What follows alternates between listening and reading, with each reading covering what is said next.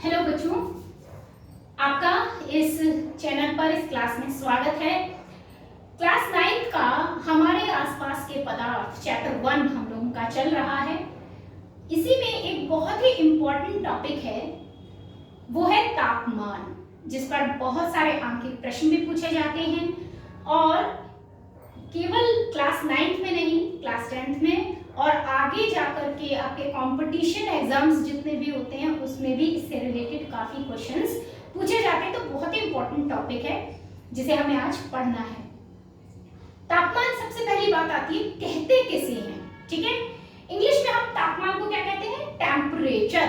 Temperature बहुत normally हम लोग जनरली घरों में आप बोलते हैं, बोलचाल की भाषा में भी टेम्परेचर इस्तेमाल करते हैं कि आज इतना टेम्परेचर है, आज ये है। किसी को अगर बुखार आ रहा है तो बोलते हैं उसका टेम्परेचर इतना है। तो व्हाट इज टेम्परेचर? तापमान है क्या, ठीक है। तो ताप किसे कहते हैं? तापमान सबसे पहले तो देखिए, जब आप किसी वस्तु को छूते हो, तो किसी भी वस्तु को जब आप स्पर्श करते हो, छूते हो, तो आपको कोई वस्तु लगती है गर्म, कोई वस्तु लगती है ठंडी। जैसे मैं उदाहरण के लिए अगर बोलूं कि आपने चाय का एक कप है और उसमें चाय रखी है और आपने चाय को टच किया, ठीक है, तो कॉमन सेंस की बात है, दिमाग में अपने आप आ जाता है कि चाय कैसी होगी? गर्म होगी, ठीक है, ऑब्वियस सी बात है, गर्म होगी, ठीक है। और अगर वो ठंडी है तो हम उसको गर्म करके ही पिएंगे, ठीक, ओके। अगर हम बात करते हैं बर्फ की, आइस की, तो आइस कैसी होगी? बर्फ कैसी होगी? दिमाग में एकदम आ गया कि हाँ जी वो तो ठंडी होगी, टच करेंगे तो ठंडी होगी। तो कैसे कह दिया हमने कि चाय गर्म है? कैसे कह दिया कि चाय हमारा बर्फ जो है वो ठंडी है? इसको स्पर्श करने पर हमें एक में गर्माहट का अनुभव हुआ, एक में ठंडक का अनुभव हुआ। तो ठंडक का अनुभव किसमें हुआ था? बर्फ में। और गर्माहट का अनुभव किसमें हुआ? चाय में। तो किसी भी वस्तु को अगर हम स्पर्श करते हैं और स्पर्श करने पर उसमें गर्माहट या ठंडक का एहसास होता है, तो वो उस वस्तु के तापमान को क्या करता है? निर्धारित करता है। अगर वस्तु गर्म होगी तो तापमान क्या होगा? ज्यादा होगा, ठीक है। अगर वस्तु गर्म है तो उसका तापमान ज्यादा होगा, अगर वस्तु ठंडी है तो उसका तापमान कम होगा। यानी ठंडक में तापमान कम होता है और गर्माहट अगर है तो तापमान अधिक होता है, ठीक है। तो ये चीज तो क्लियर हो गई। तो तापमान किसे कहेंगे हम? किसी भी वस्तु को स्पर्श करने पर उसमें जो गर्माहट अथवा ठंडक का एहसास होता है, वह उस वस्तु का तापमान निर्धारित करता है, वह उस वस्तु का तापमान कहलाता है। अगर वस्तु गर्माहट का अनुभव दे रही है, उससे हमें गर्म एहसास हो रहा है, तो तापमान अधिक माना जाएगा। और यदि उस वस्तु को टच करने पर, स्पर्श करने पर उसका एहसास हमें ठंडक का हो रहा है, तो वस्तु का तापमान कम माना जाएगा। जैसे बर्फ का तापमान कम होगा और चाय का तापमान ज्यादा होगा। क्लियर हो गया? तापमान समझ में आ गया। अब चलिए आगे बढ़ते हैं कि तापमान को हम कैसे दर्शाते हैं। देखो बेटा, यहाँ एक चीज बहुत अच्छे से आपको पता होनी चाहिए कि हमारे जो फिजिक्स में यानी भौतिक विज्ञान में क्या होता है कि 7 मूल राशियां हैं। 7 ऐसी राशियां हैं जो स्वतः हैं, उनकी जगह कोई और नहीं ले सकता। और उन 7 राशियों में से ही एक है आपकी ये तापमान। मूल राशि है ये। मूल राशि मतलब इसकी जगह कोई और नहीं ले सकता। टेम्परेचर, तापमान एक मूल राशि है।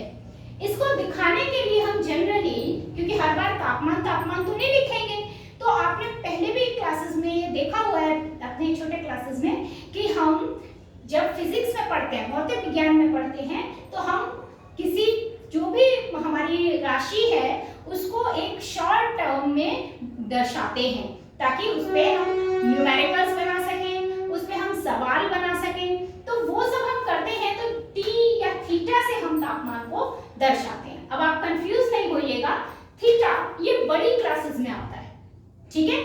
थीटा, ये जीरो को बीच में से अगर हम काट के दिखाएं, ऐसे जीरो आ रही है आपकी, और अगर हम इसे बीच में से काट के दिखाएं तो इसको हम थीटा शब्द कहते हैं, ठीक है। ये एक ग्रीक भाषा का शब्द है, तो आपको बहुत कंफ्यूज नहीं होना है कि थीटा ये क्या एक नई चीज आ गई।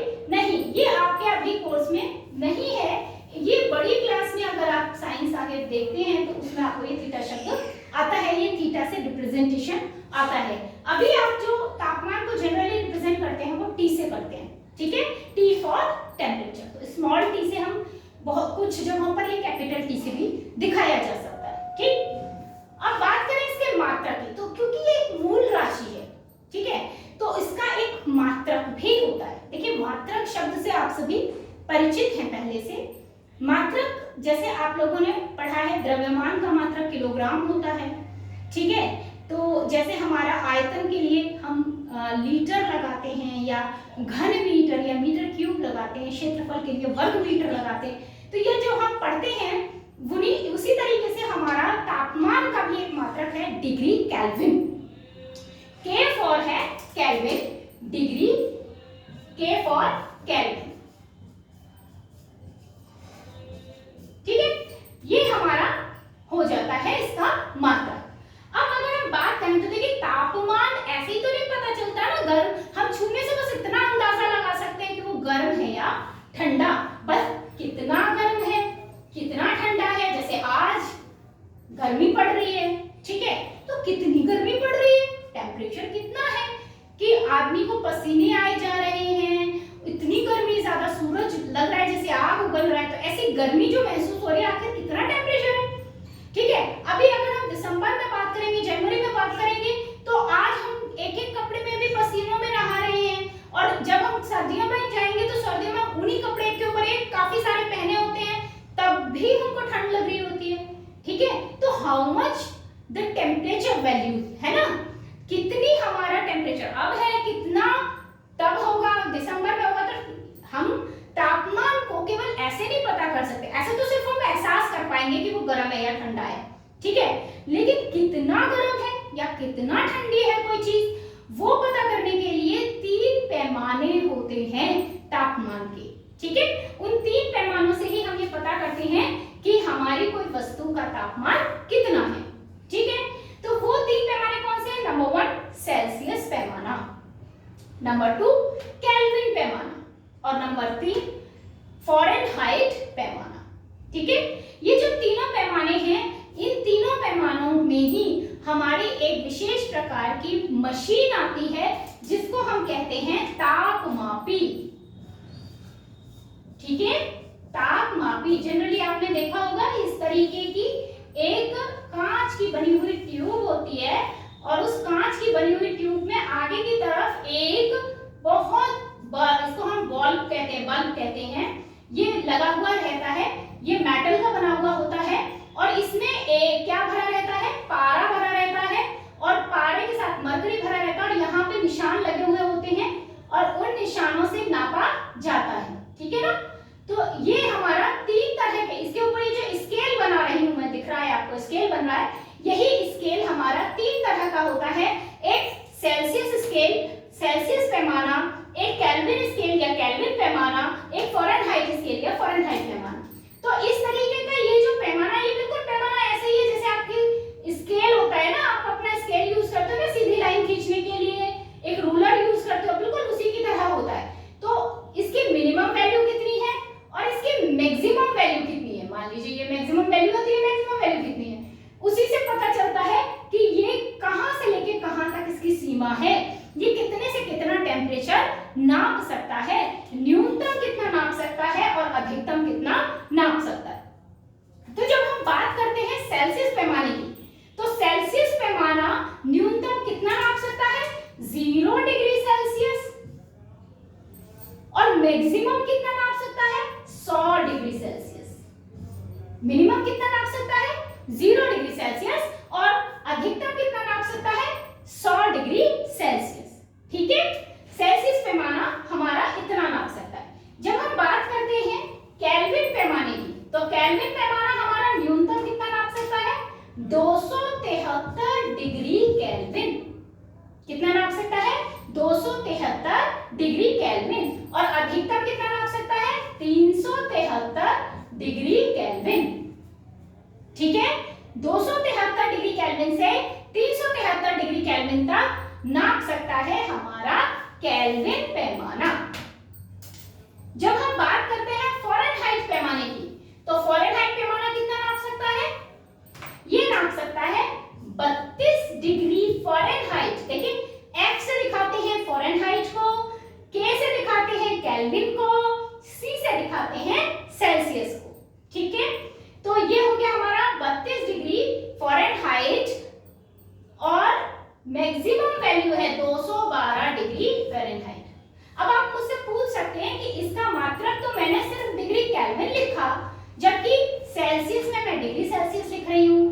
केल्विन में मैं डिग्री केल्विन लिख रही हूँ, फ़ारेनहाइट में मैं डिग्री फ़ारेनहाइट लिख रही हूँ, तो फिर मैंने डिग्री केल्विन ही क्यों लिखा है? उसका एक रीजन है। रीजन ये है कि हमारे अंतरराष्ट्रीय स्तर पर, देखिए हमारे देश में गर्मी ज्यादा पड़ती है, ठंड कम पड़ती है, ठीक है। अगर हम बात करें अमेरिका की, कनाडा की, ग्रीनलैंड की, तो यहाँ सर्दी ज्यादा पड़ती है, गर्मी कम पड़ती है। अफ्रीका की बात करें तो यहाँ भारत से भी ज्यादा गर्मी पड़ती है, वहां ठंड बहुत ही कम पड़ती है, बिल्कुल ना के बराबर पड़ती है। तो अगर हम इस तरीके से बात करें तो हमारी पूरी पृथ्वी पर, पूरी दुनिया में अलग अलग स्थान पर टेम्परेचर, जो तापमान है वो अलग अलग होता है, ठीक है। हमारा जो तापमान नापा जाता है वो हमारे इसमें जो मरकरी भरा है उसी से नापा जाता है। मरकरी जितना ऊपर चढ़ता चला जाएगा टेम्परेचर उतना ज्यादा हो जाएगा, जितना कम रहेगा उतना कम हो जाएगा।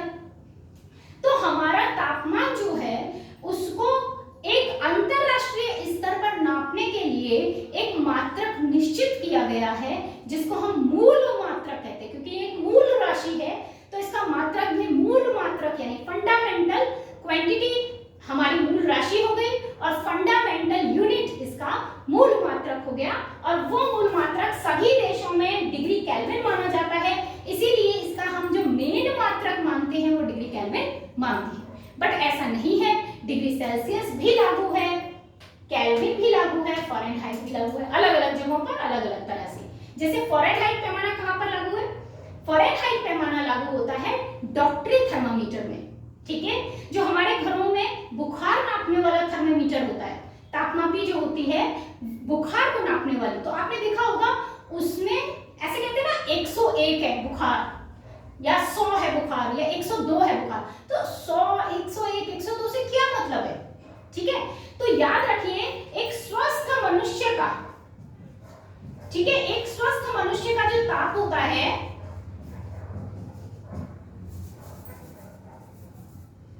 स्वस्थ मनुष्य का ताप वो कितना होता है? वो होता है 98.4 डिग्री फ़ारेनहाइट।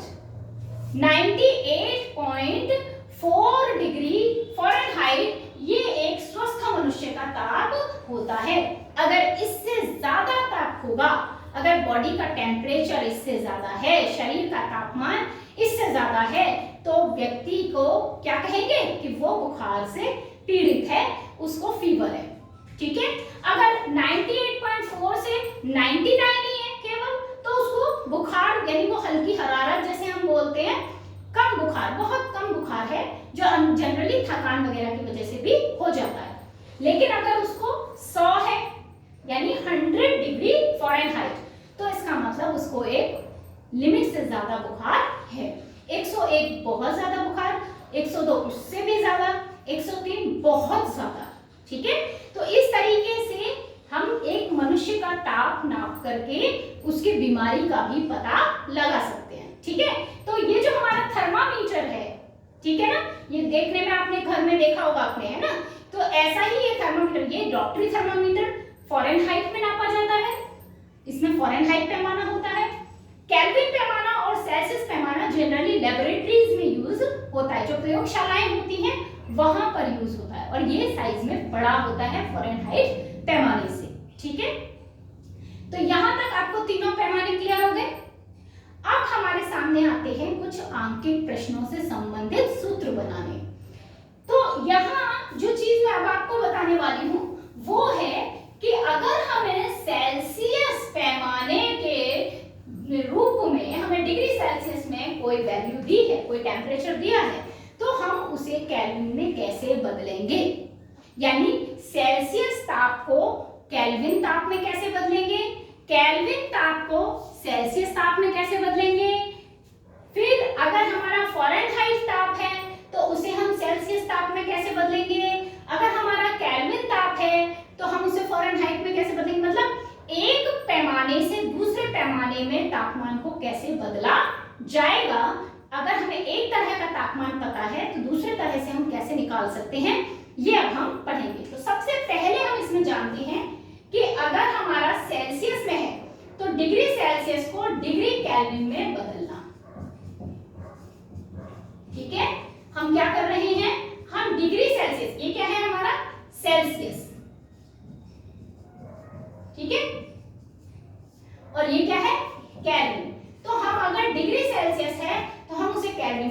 से बदल सकते हैं। तो याद रखिए, डिग्री सेल्सियस को अगर आप 273 से जोड़ देते हैं तो आपका डिग्री केल्विन आ जाता है। ठीक है, क्या फॉर्मूला है कि अगर आप डिग्री सेल्सियस में है और अगर आप उसे 273 से जोड़ देते हैं तो आपका डिग्री केल्विन में आ जाता है। ठीक है, तो डिग्री सेल्सियस मान लीजिए, एग्जांपल देती हूं मैं आपको। मान लीजिए आपके डिग्री सेल्सियस में 32 डिग्री सेल्सियस है। ठीक है, तो हमारा अगर हम डिग्री केल्विन निकाल रहे हैं तो हमें क्या करना है, 273 में इस डिग्री सेल्सियस को जोड़ देना है। तो हमने किया, 273 में 32 जोड़ दिया और ये हो गया 3 और 2 5, 7 और 3 10 और 2 में 1 हाथ से चला गया, 305 डिग्री केल्विन, 305 डिग्री केल्विन। तो इस तरीके से हम डिग्री सेल्सियस को डिग्री केल्विन में बदल सकते हैं। आ गया समझ में? ठीक है, डिग्री सेल्सियस को डिग्री केल्विन में कैसे बदलेंगे कि हम डिग्री सेल्सियस में 273 जोड़ देंगे। अगर हम डिग्री सेल्सियस में 273 जोड़ देंगे तो डिग्री केल्विन आ जाएगा। क्लियर हो गया? चलिए अब आगे बढ़ते हैं। अगर मान लीजिए आपको डिग्री केल्विन को डिग्री सेल्सियस में बदलना है तो हम कैसे करेंगे? अगर आपको डिग्री केल्विन को बदलना है डिग्री सेल्सियस में तो हम कैसे बदलेंगे? तो बदलने के लिए क्या करते हैं, हमें डिग्री सेल्सियस अगर निकालना है तो हम डिग्री केल्विन में से 273 घटा देंगे। देखिए पहले जोड़ रहे थे, जब हमको डिग्री केल्विन निकालना था तो हम डिग्री सेल्सियस में 273 को जोड़ देते थे। अभी हम क्या कर रहे हैं, डिग्री केल्विन में से 273 को घटा देंगे ताकि डिग्री सेल्सियस हमको मिल जाए। क्लियर हो गई बात? उदाहरण देते हैं इसका, जैसे फॉर एग्जांपल अभी मैंने आपको बताया था, तो मान लीजिए मुझे डिग्री केल्विन में दिया हुआ है 350 डिग्री केल्विन, ऐसे ले लिया है मैंने, एक राउंड ऐसी आर्बिट्रेरी एक नंबर उठा लिया है 350 डिग्री केल्विन। तो मुझे इसे डिग्री सेल्सियस में बनाना है। क्या करना पड़ेगा मुझे? 350 में से 273 घटाना होगा। 10 यहाँ पर देखिए 0 है तो 0 में से 3 नहीं जा सकता, तो 5 की 1 हाथ से हमने यहाँ पे लगाई। ठीक है ना, करते हैं ना, कैरी लेते हो ना, तो 10 में से 3 चला गया, आपका 7 हो गया। यहाँ 4 रह गए, 4 में से 7 नहीं जा सकता, फिर हमने 1 ले लिया, तो यहाँ पर 14 हो गया, 14 में से 7 गया तो फिर 7, और यहाँ 3 की जगह 2 है क्योंकि हम एक कैरी ले चुके हैं, तो यहाँ बोरो कर चुके हैं, तो यहाँ पर हमारा क्या हो गया, 2 हो गया, तो ये हो गया 77 डिग्री सेल्सियस। तो इस तरीके से हमारा निकल के आया कि 77 डिग्री सेल्सियस को अगर हम देखें तो केल्विन, अगर आप देखें दोबारा अगर इसमें 273 जोड़ोगे तो आपको डिग्री केल्विन वापस मिल जाएगा। ये इसके उत्तर की जांच करने का भी एक तरीका है कि आप अगर 77 में वापस 273 जोड़ोगे तो आपका पहले वाली वैल्यू आ जाएगी। तो इस तरीके से हमारा डिग्री सेल्सियस को हम केल्विन में बदल सकते हैं और डिग्री केल्विन को हम सेल्सियस में बदल सकते हैं। क्लियर हो गई बात? नाउ प्रोसीड, आगे बढ़ते हैं। अब हम एक चीज और समझते हैं कि अगर हमको डिग्री फ़ारेनहाइट में निकालना है और हमको डिग्री सेल्सियस दिया हुआ है तो हम कैसे निकालेंगे। यानी अब हम निकाल रहे हैं डिग्री सेल्सियस को डिग्री फ़ारेनहाइट में कैसे कन्वर्ट करेंगे। तो बेटा इसका एक बहुत ही सूत्र बढ़िया सा है जिसको आपको लर्न करना पड़ेगा, याद करना पड़ेगा, और बहुत ही इंपॉर्टेंट सूत्र है। ये है degree Fahrenheit -32 upon 9 equals two degree Celsius upon 5। ये सूत्र आपको याद करना होगा। ठीक है, डिग्री सेल्सियस को अगर हम डिग्री फ़ारेनहाइट में बदलना चाहते हैं तो हमें क्या करना है कि अगर हम डिग्री सेल्सियस को डिग्री फ़ारेनहाइट में बदलना चाहते हैं तो हम degree Fahrenheit -32 upon 9 equals two degree Celsius upon 5 करेंगे। अब हमें एग्जांपल से समझ में आएगा, तो हम एग्जांपल लेते हैं। फॉर एग्जांपल हमने ले लिया कि डिग्री सेल्सियस है हमारा 30 डिग्री सेल्सियस और हमको डिग्री फ़ारेनहाइट बताना है, हमें निकालना है कि फ़ारेनहाइट में इसका मान कितना होगा। तो हमने क्या किया, degree Fahrenheit Fahrenheit -32 upon 9 equals to, यहाँ पे हमने डिग्री सेल्सियस की वैल्यू रखी 30 और नीचे हो गया 5। अब हमारा 5 से 30 कट जाएगा तो हम यही काट देते हैं। 5 से 30 कट गया हमारा 6 बार। यहां से आया हमारा degree Fahrenheit -32 equals to 6 multiply by 9 और 6 ना 54। सही है ना? ठीक है, आप लोग जानते हैं। ठीक है, 6 9 जा 54 या 6 9 54, कैसे भी आप लोग कर सकते हो। तो ये हो गया आपका 54। और देखिए मैंने आपको ये कई बार बताया हुआ है कि अगर कोई नंबर, ये जो इक्वल साइन है ये हमारा एक ब्रिज की तरह होता है।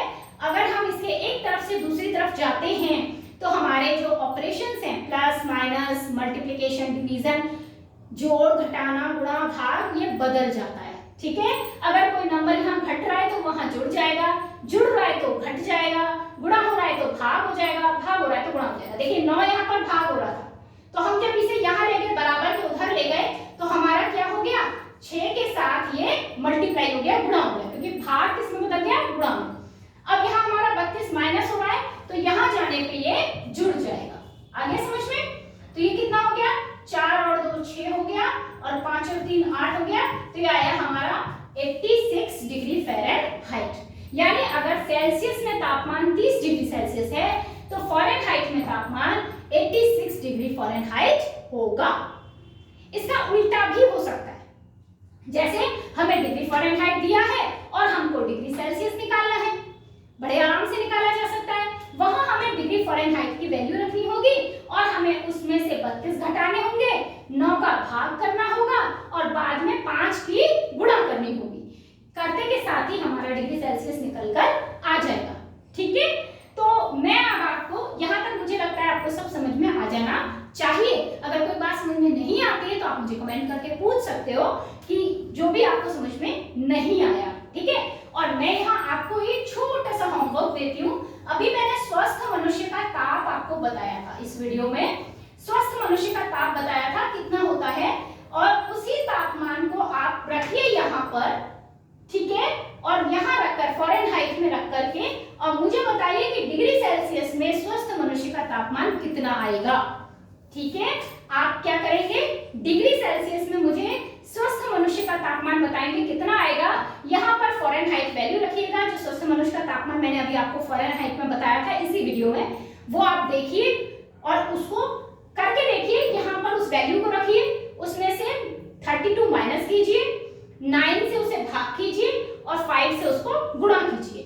ये सब करने के बाद आपका डिग्री सेल्सियस में आंसर आ जाएगा। तो वो कितना आता है मुझको बताइए। ये आपका हो गया होमवर्क। ठीक है, तो आज के लिए इतना ही।